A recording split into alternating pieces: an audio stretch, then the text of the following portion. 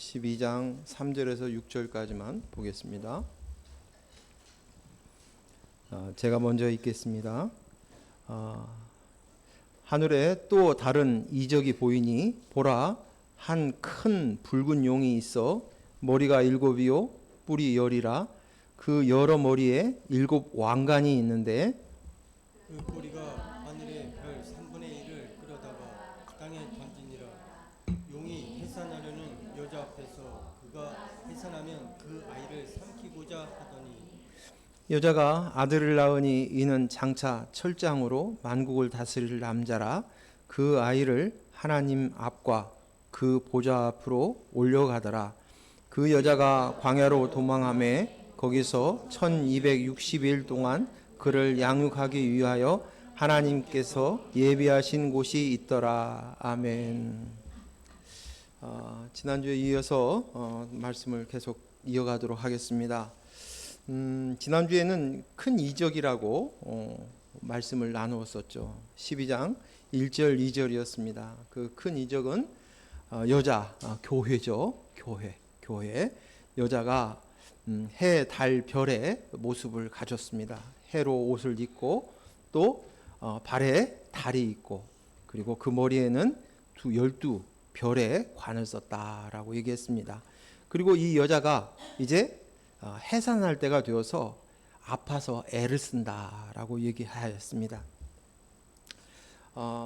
우리는 이 말씀을 통해서 우리가 해산의 수고에 대해서 예수 그리스도께서 해산의 수고를 통해서 나으셨던 것처럼 이 땅의 십자가를 통해서 나으셨던 것처럼 오늘 우리 또한 이 땅 안에서 해산의 수고가 있어야 된다는 말씀을 지난주에 이렇게 나누었고 지난주 설교 내용이 우리가 잠깐 썸머리한 것을 참고하면 좋을 것 같아요. 이어서 또 다른 이적이라고 이야기합니다. 그렇다면 앞에 있는 이적과는 또 다른 내용의 이적이라고 이야기하고 있습니다. 우리 3절 같이 함께 읽겠습니다. 하늘에 또 다른 이적이 보이니 보라, 한 큰 붉은 용이 있어 머리가 7이요 뿔이 10이라. 그 여러 머리에 7 왕관이 있는데 라고 얘기합니다. 여기에 보니까 그 또 다른 이적의 주인공은 큰 붉은 용이 있다라고 등장합니다. 여기에 이 붉은 용은 사단입니다. 사단이고, 근데 이 사단은 붉다라고 표현되어 있습니다. 붉은. 그런데 성경에 붉다라고 표현될 때 붉다라는 내용은 죄를 상징할 때 붉다라고 얘기합니다. 그래서 너희 죄가 붉을지라도 양같이 희어지게 할 것이다. 그래서 죄는 곧 피로만 사함을 얻을 수 있기 때문에 이렇게 죄가 붉다라고 표현되어 있습니다. 이사야 1장 18절 같이 읽습니다. 시작. 여호와께서 말씀하시되 오라 우리가 서로 변론하자. 너희의 죄가 주홍 같을지라도 눈과 같이 희어질 것이요 진홍같이 붉을지라도 양털같이 희게 되리라. 아멘. 자, 이 붉은 용의 이 사단 마귀가 머리가 7이래요. 머리가 7이고 뿔이 10입니다. 그리고 머리에 7 왕관이 있다라고 이야기하고 있습니다. 여기에 7은 우리가 알고 있듯이 완전 숫자입니다. 완전수. 그래서 이 마귀가 왕이 7 머리를 가지고 있다라는 표현으로서 이건 그 마귀가 완전한 마귀라는 것입니다. 그리고 우리 여기에 머리에 또 뿔이 있습니다. 그런데 우리가 알고 있듯이 머리 하면 지혜를 상징하고 뿔 하면 권세를 상징해요. 그래서 지혜와 권세가 있는 자라는 것입니다. 그리고 산고하는 여자에 비해서 이 큰 붉은 용 이 짐승과 막강한 짐승은 그 여자에 비해서 막강한 권세와 지혜를 가진 사람인 것을 표현하고 있습니다. 머리에 왕관을 썼다라는 이 말은 이 말 속에서 우리가 놓치지 말아야 할 것은 그 관을 스스로 썼든지 어떻게 썼든지 간에 하나님의 허락하심 속에 주어진 거예요. 예수님께서도 이 얘기 하시잖아요. 그 바이사의 가이사의 것은 가이사에게라고 표현을 합니다. 그 권세는 우리가 불의한 자라 할지라도 하나님의 허락함 속에서 있다는 사실을 우리는 알고 있어야 될 줄로 믿습니다. 그래서 아무리 강력하고 완전한 마귀 사탄이라 할지라도 하나님의 허락하심 속에 있다는 것입니다. 여기에 산고하는 여자, 고통하는 이 여자와 큰 붉은 용, 이 모습들을 보면 우리 그 속담에 있는 것처럼 하룻강아지 범무서운 줄 모른다 하는 것처럼 하룻강아지와 호랑이와의 싸움과 같이 대조적입니다. 그러나 이 모든 것이 하나님의 허락하심 속에서 하나님의 예정과 섭리 속에 있다는 것도 우리는 꼭 기억해야 될 줄로 믿습니다. 4절 우리 같이 읽겠습니다. 시작. 그 꼬리가 하늘의 별 3분의 1을 끌어다가 땅에 던지더라. 용이 해산하려는 여자 앞에서 그가 해산하면 그 아이를 삼키고자 하더니, 이 짐승 큰 붉은 용의 머리가, 이 짐승이 머리가 아니라 꼬리가 하늘의 별의 3분의 1을 끌어다가 땅에 던졌다라고 얘기합니다. 여기 꼬리는 우리가 지난번에도 말씀 우리가 앞쪽에서 봤을 때 9장에 그 전갈의 꼬리를 등장한 걸 기억하실 것입니다. 이 꼬리는 거짓 선지자예요. 거짓의 선지자예요. 그래서 꼬리는 동물이나 곤충이나 보면 그 꼬리를 무기로 삼는데 앞에서는 아주 그 속일 수 있는, 방심하고 있을 때 그때를 기회를 잡아서 꼬리로 공격하는 것이에요. 사단의 형태를 이야기하고 있는 것입니다. 사단은 자신의 정체를 드러내지 않고 숨어서 공격하는 자입니다. 용의 꼬리로 공격했다는 말은 사단이 음흉하게 뒤에서 몰래 방심하였을 때 그때를 놓치지 않고 공격했다는 것입니다. 이사야서 9장 15절에 말씀 한번 읽습니다. 그 머리는 곧 장로와 존귀한 자요, 그 꼬리는 곧 거짓말을 가르치는 선지자라. 그 꼬리는 곧 거짓말을 가르치는 선지자다라고 표현되어 있습니다. 사탄은 거짓으로 처음 사람 아담과 하와를 미혹하게 하고 또 죄짓게 하여 결국 망하는 그 길로 가도록 하였습니다. 계속적으로 선지자의 탈을 쓰고 거짓의 말과 술수로 죄 짓게 하여서 결국 망하게 하는 것이 바로 사탄의 정체입니다. 하늘의 별의 3분의 1이 끌어다가 땅에 던졌다라는 이 말은 우리가 생각할 때 어떤 SF 영화에서 그런 장면을 연상을 할 수 있을런지 모르나 그것이 아니라 이 말의 의미는 사탄이 숨어서 최대한의 공격을 해옵니다. 하지만 아직도 3분의 2를 제외한 나머지가 남아있다라는 것으로 이해해야 할 것입니다. 용은 해산하는 여자 앞에서 아이가 해산할 때를 기다리고 있습니다. 왜요? 그 아이를 먹어 삼키려고 하기 위해서 호시탐탐 노리고 지켜보고 있다는 것이에요. 땅은 예수님이 죄인을 구원하기 위해서 기꺼이 피조물인 인간이 되어서 내려오신 곳입니다. 이때 사탄은 땅의 권력자들을 통해서 예수님의 탄생을 막으려고 하였습니다. 그 장면 여러분 기억나시죠? 이 장면이 뭐예요?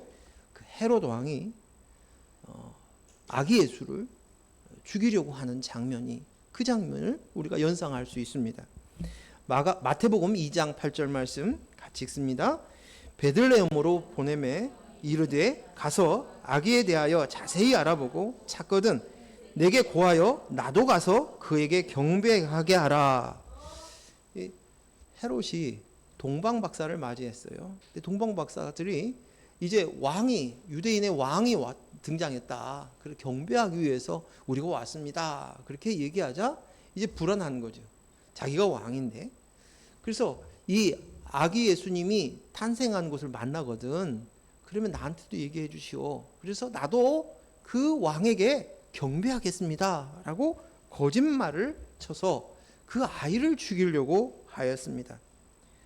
용이 해산하려는 여자 앞에서 태어난 아이를 삼키고자 하는 것과 똑같은 그 형태입니다. 예수님은 이런 가운데서 이 땅에 태어나셨고요. 실상 그 기록에 보면 2살 이하의 아이들이 다 살상을 당하는 되었다고 이야기하고 있습니다. 이 장면은 이것뿐만 아니라 출애굽기에서도 등장합니다. 출애굽기에 보면 이제 모세가 태어날 시대에 그때 이스라엘 사람들의 상황입니다. 그때 애굽의 왕은 요셉을 기억하지 않는 그런 왕이었어요. 그래서 같은 애굽이지만 왕권이 바뀌었어요. 그러니까 이제 이시성의 왕이었다가 김시성이 바뀌었는데 나라 이름은 바뀌지 않고 계속 애굽인 거예요.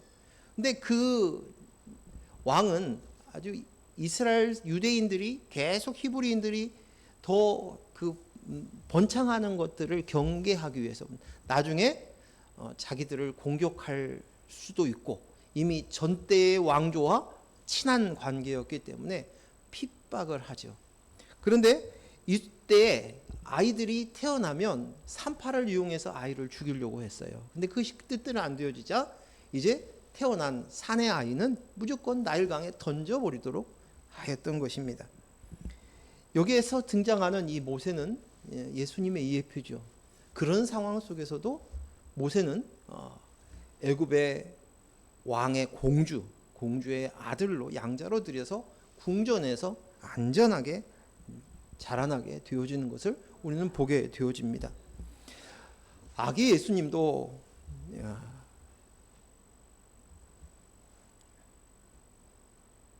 천사들의 고지에 따라서 안전하게 애굽으로 내려가서 피신하게 되었고 결국 그 헤롯 왕이 죽을 때까지 그곳에 안전하게 있다가 그리고 때가 되어서 이제 예수님이 죄인인 내가 되셔서 내 대신 십자가에 못 박혀 죽으심으로 말미암아서 구원을 완성시키셨습니다.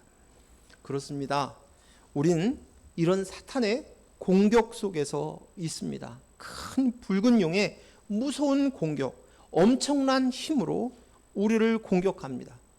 예수 그리스도께서도 마찬가지로 받으셨던 그 공격을 우리에게도 이처럼 저와 여러분에게도 동일하게 공격할 수 있습니다.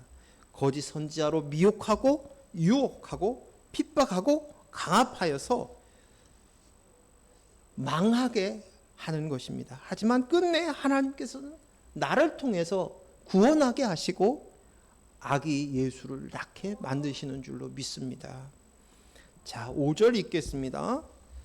여자가 아들을 낳으니 이는 장차 철장으로 만국을 다스릴 남자라. 그 아이를 하나님 앞과 그 보좌 앞으로 올라가더라. 여자가 드디어 아이를 낳았습니다. 이 아이가 누구지요? 예수 그리스도이십니다. 근데 그분은 장차 철장으로 만국을 다스릴 분이시고 하나님 앞과 보좌 앞으로 올라가실 분이다라고 표현되어 있습니다. 철장은 쇠로 만든 지팡이에요.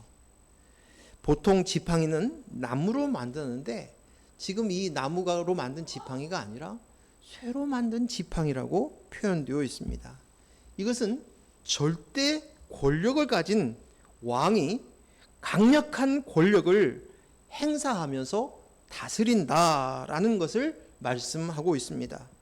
그리고 이제 왕으로서 하나님 우편에 앉아서 다스리신다. 하나님 우편에서 다스리신다고 말씀하고 있는 것입니다. 예수님이 그렇습니다. 시편 2편 9절 말씀 읽겠습니다. 시편 2편 9절 시작. 내가 철장으로 그들을 깨뜨리며 질그릇같이 부수리라 하시도다. 아멘.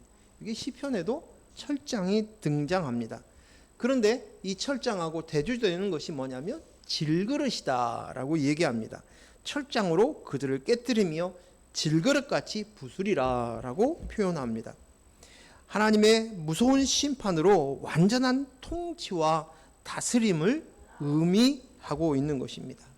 근데 여기서 우리가 이 시편 말씀을 통해서 우리가 알아야 될 것은 우리가 본디 흙으로 된 자라는 것이, 하나님이 흙으로 빚어서 당신의 형상과 모양에 따라 만드셨어요.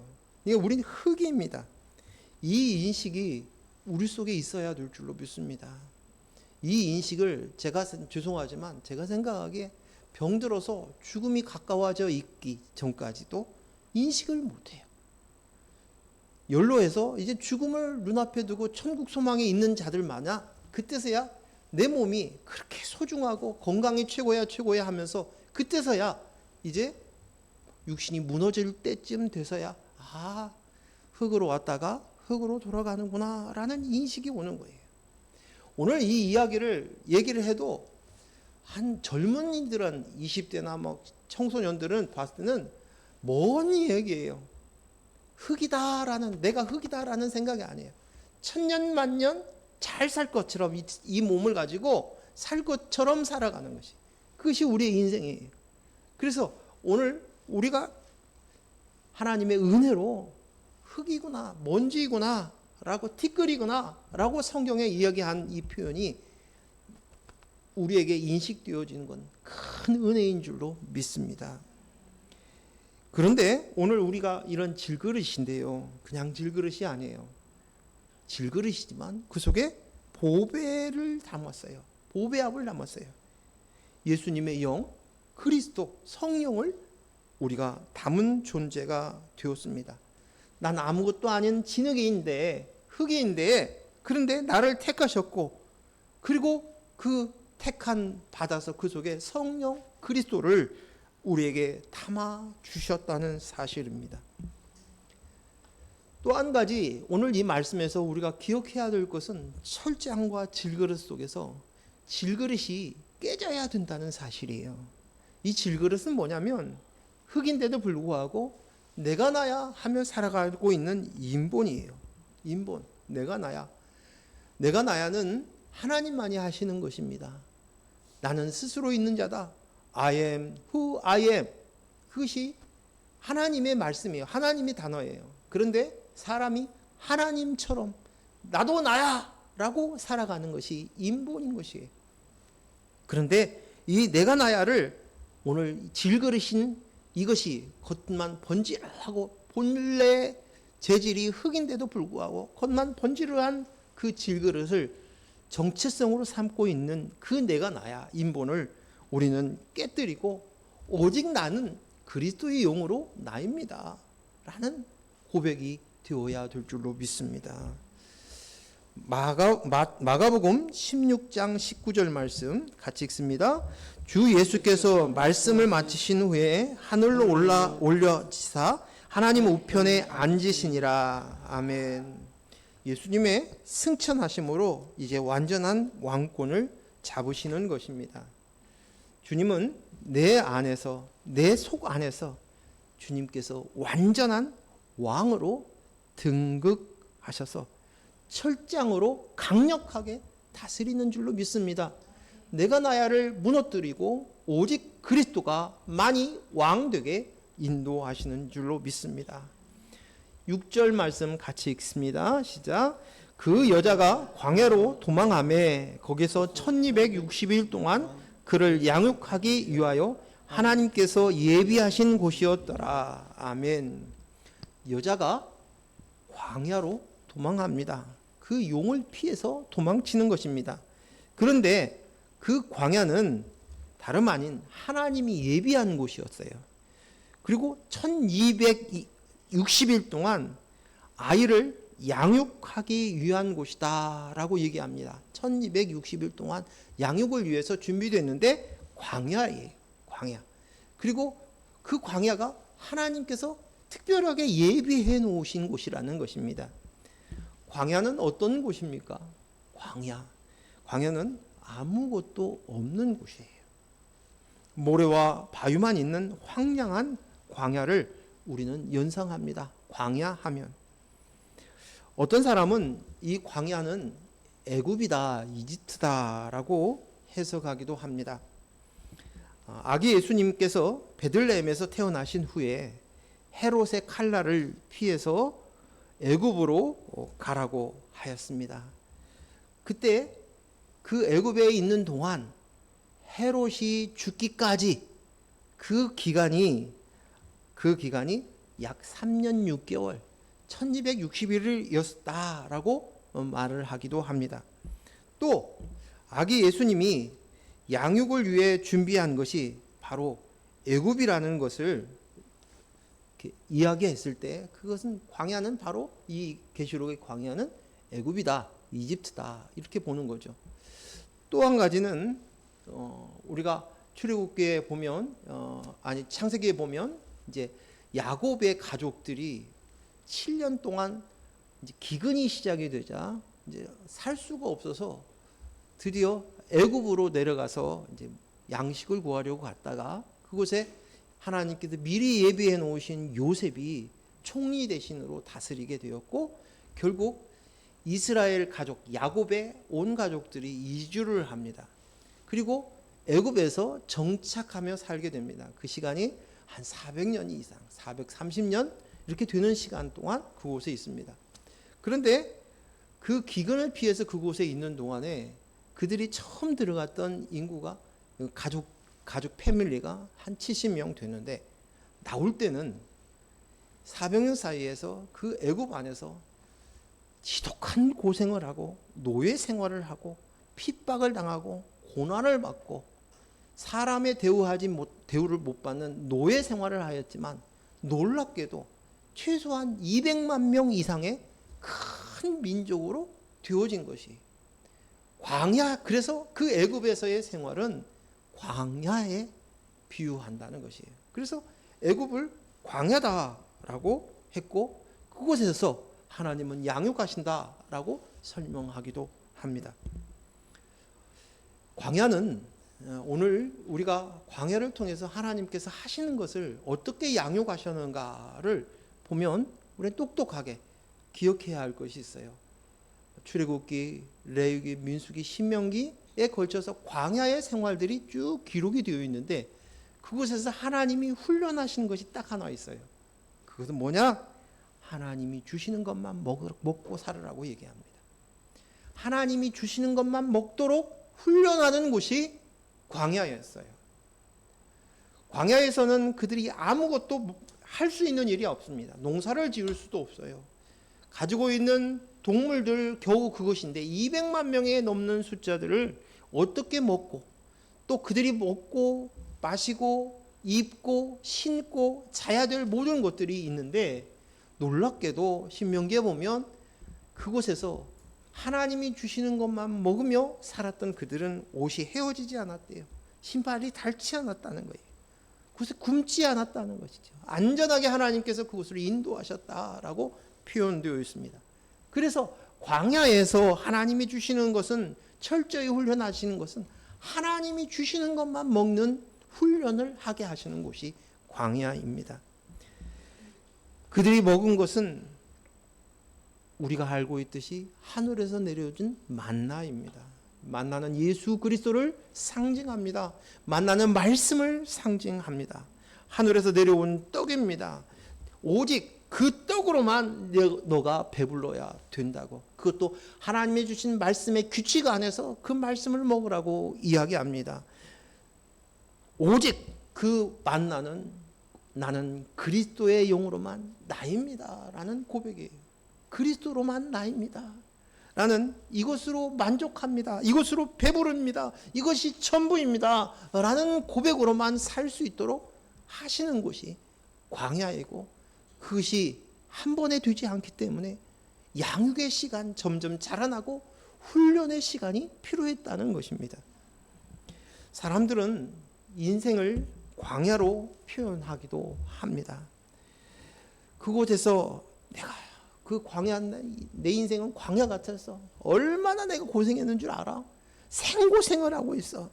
너무 힘들었어. 내가 얼마나 먹을 것, 입을 것을, 먹을 것, 입는 것, 그 전략해가지고 어떻게 살았고 어떤 일을 했는지 알아. 불평불만이 막 쏟아지는 거예요. 내가 얼마나 희생했는 줄 알아. 그래요. 지난번에 그 동기 친구 목사한테서 전화가 왔어요. 근데 그 친구도 저보다도 더 늦게 교회를 개척을 했는데 사모님이 거기도 이제 갑상선 암이에요. 암이어서 이제 그런 가운데 있는데 뭐 여러 가지 이제 얘기들을 하면서 그런 얘기예요. 인생 참 쉽지 않네. 그런 얘기를 했어요. 인생 참 쉽지 않네. 그래요. 쉽지 않죠. 쉽지 않아요. 그런데 그곳에서 주님께서 그 광야에 이런 여러 가지 고난, 환난, 어려움, 부족함, 갈증, 이 땅에 고난이 없는 사람이 없어요. 응? 돈이 많든 적든 다 똑같습니다. 그런데 그런 고난, 그런 것들을 통해서 내가 이런 고난 속에서 내가 훈련이 돼서 내가 뭐가 되도록 되는 사람인 것처럼 얘기를 하고 뭔가 이룰 수 있는 것처럼 내가 이런 것으로 인해서 나를 드러내고 내가 이런 사람이야, 내가 이런 광야의 인생에서 내가 성공한 사람이야, 뭘 이룬 사람이야. 그리고 그것으로 인해서 나를 자랑하고 드러나고 내 자존을 높이기 위하여서 그 광야를 주시는 것이 아니라는 것이에요. 나를 정말 훈련시키는 그것은 단 한 가지예요. 그것은 나를 양육하기 위해서 이것을 주셨다는 것이에요. 양육의 목적이 그것이 있다는 것이에요. 때론 배가 고플 수 있습니다. 가난할 수 있습니다. 핍박을 받을 수도 있습니다. 불편함의 그 고통을 당할 수도 있습니다. 그러나 또 우리 중에 그러지 않은 사람들도 있어요. 응? 배부른 사람도 있고요. 일이 잘 풀리는 사람도 있고요. 성공하는 사람들도 있고요. 사람들이 알아주는 명예와 권세를 얻은 사람도 있을 수 있어요. 그런 사람들이 드물지만 간혹 있기도 해요. 우리 주위 안에 그럴 수도 있는 사람이 있어요. 하지만 그것이 목적 자체가 아니라는 것이에요. 오늘 여기에서는 분명하게 얘기하는 것은 이것은 바로 너를 양육하기 위해서. 뭘로? 너의 정체성이 뭐냐는 거예요. 그리스도의 용으로만 나입니다라고 세워주기 위하여서 이 정체성을 세워주기 위한 목적으로서 그 광야가 존재한다는 것이에요. 광야의 존재의 목적을 우리는 내가 조금 더 훌륭해지고 내 인격이 조금 성화되어지고 내가 조금 더 봤을 때 훌륭해지고 뭔가를 갖춰지고 인정을 받는 그런 것이 아니라는 것이에요. 그런데 모두 다 그런 걸 꿈꿔요. 그런 걸 꿈꿔요. 교회에 수십 년 동안 섬겼던 장로님이 또 권사님이 나는 예수를 몇 년 먹었는데도 나는 아직 내 인격이 이 모양이라고 바뀌지 않아. 그게 아니라는 것이에요. 그것은 내 인생을 도야시켜가지고 조금 성인처럼 예수님 좀 닮아가지고 그런 이 고매한 인격을 갖추기 위하여서 만들어진 것이 아니라는 것이에요. 그것은 오직 우리의 정체성을 받들어 새겨서 내가 하나님의 아들의 영혼을 가졌은 아들입니다. 하나님의 아버지십니다. 아버지의 창조주십니다. 나는 먼지예요. 흙이에요. 그런데 내가 교회가 되었습니다. 그래도 영으로 납니다. 이것에 초점을 맞춰서 가야 된다는 곳입니다. 오직 그곳은 다른 곳이 아니라 애자인 내가 나야를 찾으려고 하는 것이 아니라 죽이는 곳이 바로 광야예요.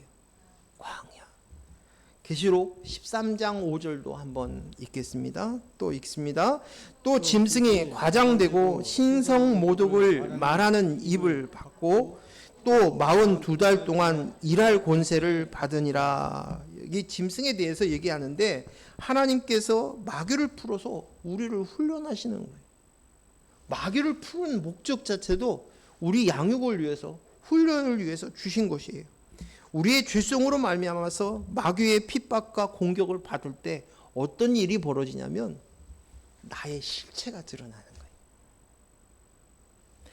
거예요. 컵에 물이 있는데 이 속에 뿌연 먼지나 그 더러운 것들이 가라앉아서 겉에 보기에는 깨끗해 보여요.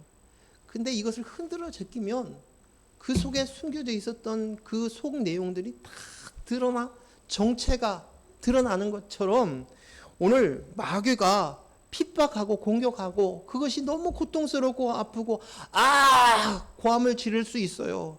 그런데 오늘 그것으로 인해서 내 죄성이 드러나는 거예요. 겉으로는 멀쩡한 것처럼 보였는데 멀쩡한 것이 아니라 내가 이런 모습이었구나, 이런 추함이 있었구나, 내 옛 자아를 위해서 내가 살았구나, 내 정체성이 말로만 그리스도용으로 납니다라고 얘기했지 사실은 내가 나야를 위해서 살았구나, 내 명예, 내 이름 석자를 위해서 살았구나 하는 것들이 드러나게 하신다는 거예요. 목적이. 그리고 그것으로 끝나는 게 아니라 그것으로 인해서 십자가에 못 박는 거예요. 내 옛 자아는 이미 예수님께서 내가 되셔서 죽었을 때 이미 죽었지. 그것은 아무것도 아니지. 이것을 깨닫게 하시는 것이에요. 마태복음 5장 10절 말씀 읽습니다. 같이 읽습니다. 의를 위하여 박해를 받는 자는 복이 있나니 천국이 그들의 것임이라. 아멘. 여기에 팔복에 복 받은 자는 박해를 받는 사람이라는 것이에요. 우리가 얘기하잖아요. 팔복에 해서 의로 인하여서 의를 위하여 박해를 받는 자는 복이 있다는 것이 아니라 복 받은 자는, 이 말씀을 제대로 해석을 하면 복 받은 자는 의를 위하여 박해를 받는다. 그래서 복 받은 자에게 나타나는 것이 박해가 있다는 것이에요. 복 있는 자에게는, 복 받은 의인은 환난이 있습니다. 환난이 있어요. 욥처럼요. 욥이 당대 의인이라고 얘기합니다. 욥 아주 훌륭하게 보여집니다. 그가 가지고 있는 그 종교성, 그 대단한 신심은 대단한 거예요. 정말 우러러 볼 수 있는 모습들을 봅니다. 와, 정말 그래. 아직도 그 부분을 가지고 대단하다고 얘기하고, 어떻게 고난받고 난 다음에 주신 자도 여호와시, 취하신 자도 여호와십니다. 그 맨몸으로 왔다가 맨몸으로 돌아가는 것이 나입니다. 그러면서 그렇게 얘기를 할 수 있는 훌륭한 신앙인이라고 얘기할는지 모릅니다. 하지만요, 욥에게 환난이 오자 비로소 그 속에 있는 내가 나야가 나를 위하여서 하나님을 섬겼었던 그 모습, 가식적인 종교성들이 드러나기 시작하는 것이에요. 자식을 잃었어요. 모든 재산을 다 잃었어요. 그리고 이제는 자기가 극심한 고통으로 육신이 몸에 고통스러워 잠을 이룰 수 없어요. 모든 것을 다 잃은 뿐만 아니라 이번에는 친구들이 와서 계속 정죄합니다. 너 하나님 앞에 잘못 살았기 때문에 그런 거야. 너 죄지었기 때문에 이렇게 하나님 벌 준 거야. 너 무슨 죄지었어? 빨리 회개해. 빨리 회개해. 그렇습니다. 그런데 그때마다 자기를 변론하며 악다구를 씁니다. 욥이 그렇습니다. 억울하다는 거예요. 답답하다는 거예요. 나는 아니야. 정직하게 잘 살았거든. 신앙생활 잘했거든. 내가 하나님을 얼마나 좋아하는지 알아? 그렇게 얘기를 합니다. 그런데 그렇게 고함치는 그 고함 속에서 내가 나야가 드러나는 거예요. 내가 나야로 살았던 모습들, 가식적이고 위선적이었던 그 신앙생활, 하나님을 섬기는 것도, 하나님을 섬기는 목적 자체가 나를 위해서, 내가 행여나 자식을 위해서 하나하나 잔치를 베풀 때마다, 그때마다 한 사람 한 사람 제사를 지낸 그것도 행여나 죄지었을까봐. 이게 뭐예요? 하나님과 상관없이 내가 안전하게 하나님 앞에 벌받기 싫어서 하나님 앞에 축복받으려고 하는 위선적인 그 위선의 그 종교성들이 다 드러납니다. 그러면서 그가 지금까지 살았던 것이 내 의로 살았구나. 내 이름 석자 그 의로 살았던 욥이 이제는 비로소 깨달은 것이에요. 나는 먼지였습니다. 흙이었습니다. 하나님 앞에 흙과 먼지를 넘기며 들어갑니다. 이제서야 봅니다. 내는 전에는 듣기만 하였는데 두 눈으로 실상으로 봅니다. 내가 그 실상은 뭐예요? 나는 그리스도의 영으로만 나일 수밖에 없습니다. 그것으로만 나는 창조되었습니다. 그것을 고백할 수밖에 없는 거예요. 그것이 이제 쏟아지는 것이에요. 내가 전에는 내 의로 살았던, 하나님의 의를 얘기했지만 사실은 그 하나님의 의를 이용해서 내 의로 살았던 이 도둑놈이 이제는 내가 깨달았어요. 이제는 하나님이 주시는 그 내가 나야 의가 아니라 그리스도의 영으로 주어지는 그 의로 내가 삽니다. 이 고백이 드러나게 되어지는 것입니다. 인간으로서 마땅히 해야 할 것이 무엇이겠습니까? 거듭난 자, 재창조된 인간이 우리는 더 이상 내가 나야로 왕노릇하며 내가 영광받기 위해 사는 자가 아니고 이것들을 버리고 피조물로 서서 하나님이 아버지이신 것을 깨달아 아버지! 난 아버지의 아들입니다. 아들의 영이 내 안에 있군요. 내가 아버지의 피를 받았습니다. 아버지의 DNA 그리스도, 그 그리스도의 영을 내가 받았습니다. 난 그리스도의 영으로만 나입니다 라고 고백하는 것입니다. 이것만 먹겠습니다. 이 만나만 먹겠습니다 하는 곳이 광야인 것입니다. 우리는 성전입니다. 그리스도의 영을 모신 성전입니다. 우리는 교회입니다. 그리스도를 머리로 모신 몸입니다. 우리는 제사장입니다. 제사장은 성전에서 평생 성전지기로 살아가는 자들입니다. 성전에서 주는 음식만 먹어야 되는 자들입니다. 일도 하지 않습니다. 이 땅에 기업도 없습니다. 그들은 군대 가지도 않습니다. 오직 하는 것은 하나님을 제사하는 것이고 또 백성들을 말씀을 가르치는 일들을 하는 것입니다. 이 말씀은 무엇이에요? 그리스도의 영으로만 나입니다. 이 만나로만 사는 자인 것입니다. 이 땅에서 큰 업적을 이루고 뭔가 의미 있는 거, 보람된 거, 그것으로 사는 자가 아니라는 것이에요. 제가 TV를 이렇게 보다 보니까 인생을 살다가 전반전에서 내가 큰 성공을 이뤘는데 후반전에는 뭔가 가치 있고 의미 있는 일을 하고 싶다. 그래서 그것을 정리를 하고 후반전에는 남을 돕는 일들을 하면서 살아야겠다 해서 그런 인생을 산다고 얘기하고 참 훌륭한 사람이다라는 생각이 들어갑니다. 그런데 이 생각이요, 오늘 기독교 안에서도 교회 안에서도 이런 생각 속에 사로잡혀 있는 것이 많은 것 같아요. 뭔가를 이루는 가치를 있는 거, 의미 있는 거, 그것을 찾아 헤매는 거예요. 그래서 그 결국 뭐예요? 가치 있고 의미 있는 일을 한다는 것은 내 인생의 가치가 그만큼 높아질 것이라는 생각들을 갖고 있는 거예요. 그런 거예요. 죄송한 정말 그 부끄러운 이야기지만 교회 생일만 되면 제가 괴로웠을 때가 있었어요. 왜요? 교회 개척한 지가 벌써 몇 년인데 아직 교회가 이러네. 그리고 누구에게 또 교회를 소개하기를 하기도 부끄러운 거예요. 허탈해요. 허망해요. 왜요? 지금 목사라는 자가 그런 생각을 갖고 있으니까 이게 교회가 되겠어요? 뭔가 가치 있는 것, 의미 있는 것이 내가 어떻게 보여지는 것, 먹음직스러운 것, 보암직스러운 것, 선행하고 희생하고 하는 그것으로 살려고 하는 거예요. 근데 노. 아니에요. 아니에요. 우리는 그 가치를 위해서 사는 자들이 아니에요.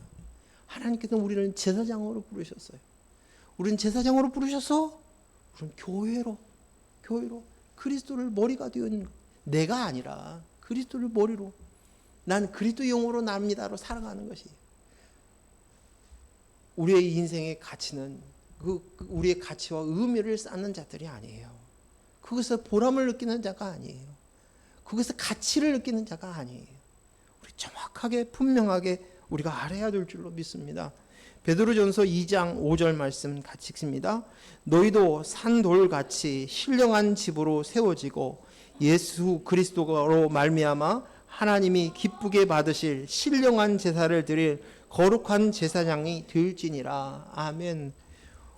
우리는 예수님처럼 성령의 집이 되어야 합니다. 신령한 집을 짓고 그곳에 하나님이 기뻐하시는 신령한 제사를 드리는 거룩한 제사장이 되어야 할 줄로 믿습니다. 이거예요. 이거. 오직 우리는 먹든지 마시든지 무엇을 하든지 거룩한 제사장으로서 살면서 하나님을 기쁘게 하는 신령한 제사로 하나님께 영광을 돌려야 합니다. 우리가 잘 알고 있는 베드로전서 2장 9절 말씀도 같이 읽겠습니다. 시작. 그러나 너희는 택하신 족속이요 왕같은 제사장들이요 거룩한 나라요 그의 소유된 백성이니 이는 너희를 어두운 데서 불러내어 그의 기이한 빛에 들어가게 하신 이의 아름다운 덕을 선포하게 하려 하심이라. 아멘. 우리가 의도치 않고 않는 일을 당하거나 생각치 않았던 일이 생겨서 일이 꼬이고 힘들 때마다 우리는 그때일수록 정신을 바짝 차리고 생각을 해야 될 줄로 믿습니다. 내가 지금 무엇을 하고 있지? 내가 어떤 존재이지? 나의 정체성이 무엇이지? 이것을 생각해야 될 줄로 믿습니다. 그것이 바로 신령한 제사예요. 그게 신령한 제사예요. 아, 난 그리스도 용으로 납니다. 이것을 정신을 차리고 깨달았을 때 그때서야 비로소 신령한 제사를 하나님께 드리기 시작하는 것입니다. 우리가 또한 이 말씀을 통해서 우리가 기억해야 될 것은 광야의 시간이 정해져 있다는 거예요. 1260일, 3년 6개월이에요.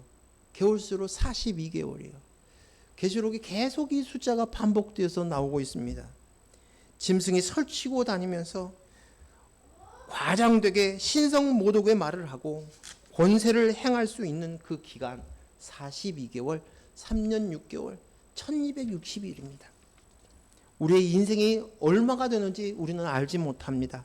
내가 이 땅의 삶이 얼마나 남아있는지 우리는 알지 못합니다. 그리고 지금의 어려움과 고통과 고난, 그리고 이 지독한 고독감을 얼마나, 그 고독감을 느끼게 할 시간들이 얼마나 남아있는지도 모릅니다. 우리는 단 1분 후의 사건도 알 수 없습니다. 미래의 시간은 하나님의 시간이기 때문입니다. 우리는 하나님의 것이고 하나님의 시간 속에 하나님이 주신 오늘 사는 자인 줄로 믿습니다. 하지만 이 하나님의 시간에는 우리에 대한 광야가 있습니다. 그 광야는 양육될 장소입니다. 양육될 장소입니다.